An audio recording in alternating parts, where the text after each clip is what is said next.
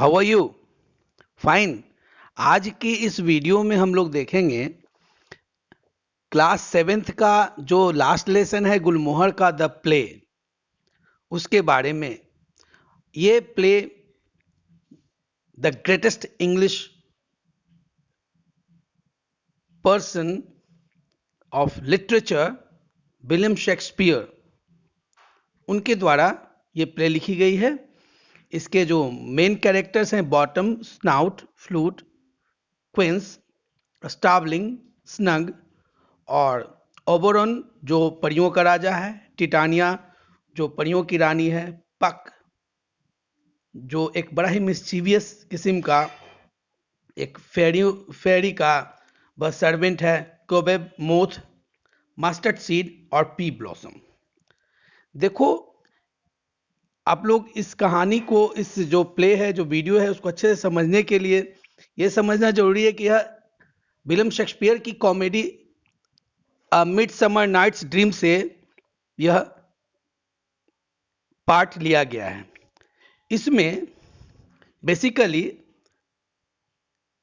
पैरामस और थिस्बी की स्टोरी को कुछ जो वर्कर हैं वह रिहर्सल करने जा रहे हैं, जो एथेंस के ड्यूक हैं थीसियस, उसके सामने। और आप जैसा कि जानते हो कि जो हमारा पैरामस और थिस्बी, यह एक बेबीलोन के रहने वाले दो कपल हैं, कपल कहिए या लवर कहिए। इन दोनों के परिवार एक दूसरे से काफी नफरत करते हैं और नफरत इस हद की एक दूसरे को देखना पसंद नहीं करते हैं। वहीं पैरामस और थिस्बी ये दोनों बचपन से ही, अब कहो कि बहुत बचपन से ही एक दूसरे को बहुत ही ज्यादा प्यार करते हैं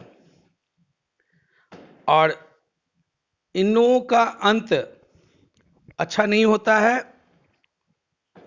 इन दोनों के घरों के बीच में एक दीवार है। इन लोगों का घर ही ऐसा सिचुएटेड है, दीवार के बीच से क्रैक रहता है। क्रैक में पैरामस और थिस्बी एक दूसरे से बात करते हैं कि हम लोग ऐसे मिल नहीं पाएंगे, इसलिए वे लोग जंगल चले जाते हैं। और जंगल में इन लोगों की प्लानिंग होती है कि किसी प्रकार से जंगल में रात के टाइम में, जब मूनलिट नाइट होगा, चंद्रमा की रोशनी होगी, उस समय हम लोग जंगल में एक दूसरे से मिलेंगे, क्योंकि घर में मिलना तो मुश्किल है भाई। प्लानिंग यही होती है। चलो भाई, प्लानिंग के अनुसार वर्क होता है। सबसे पहले थिस्बी, वो उसे जंगल की ओर जाना है सबसे पहले, बाद में पैरामस भी उसके पीछे आएगा और एक दूसरे से मिलेंगे।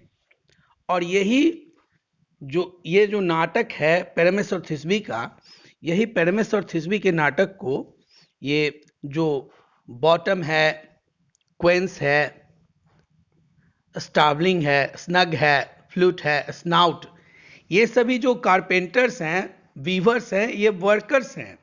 ये लोग ड्यूक के राजा थिस्बी के सामने इन्हें पैरामस और थिस्बी का नाटक का पार्ट प्ले करना है। और इन्हें एक ऐसा जगह चाहिए जहां पे वो जंगल जैसा लोकेशन मिल सके, ऐसा कुछ होने को रहता है।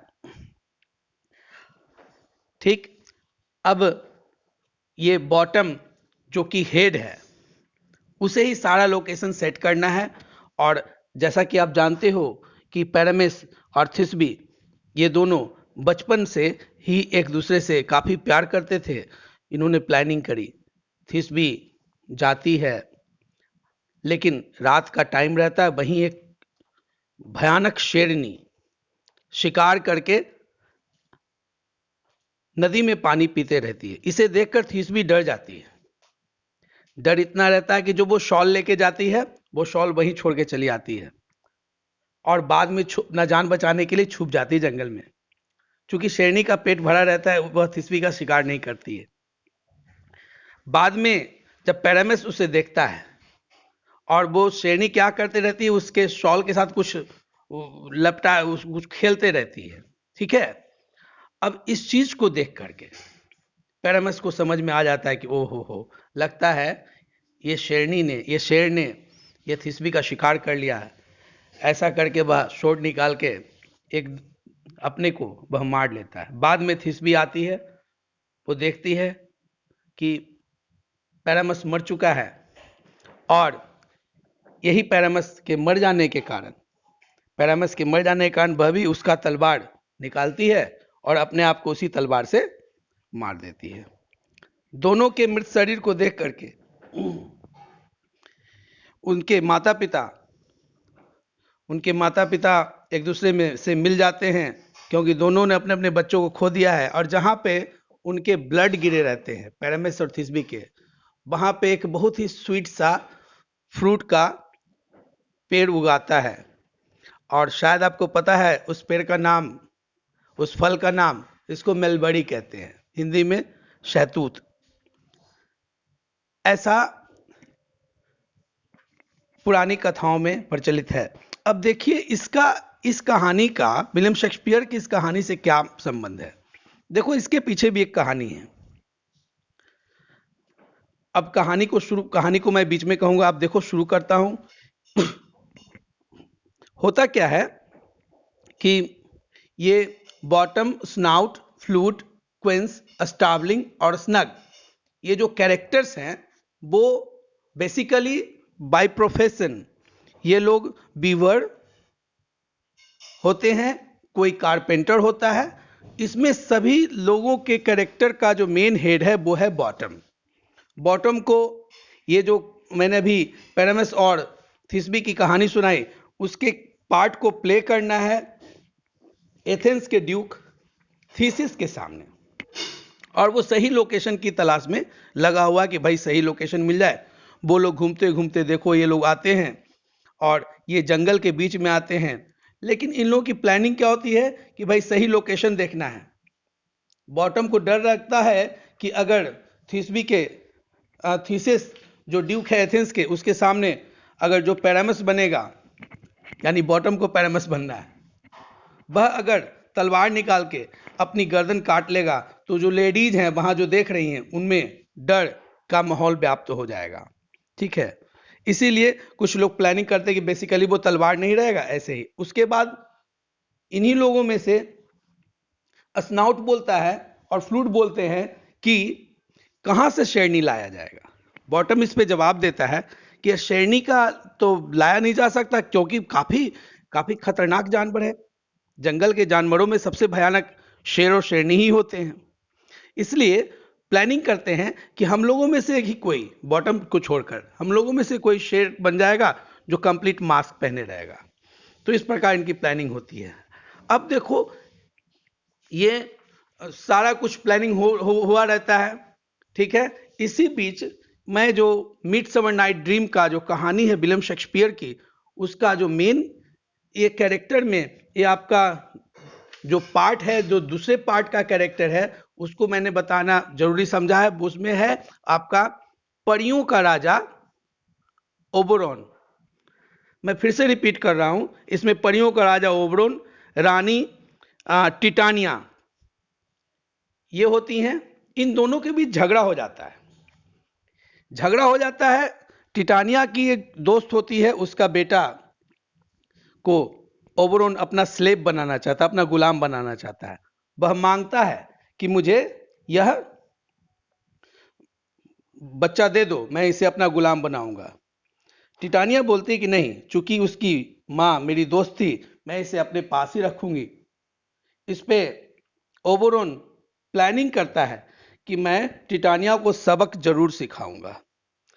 ये सबक सिखाने के चक्कर में क्या होता है ना, देखो, यह सबक सिखाने के चक्कर में ओबेरॉन जो परियों का राजा है, आपको पता ही इन लोगों के पास स्पेशल सुपर पावर होती हैं, ठीक ना।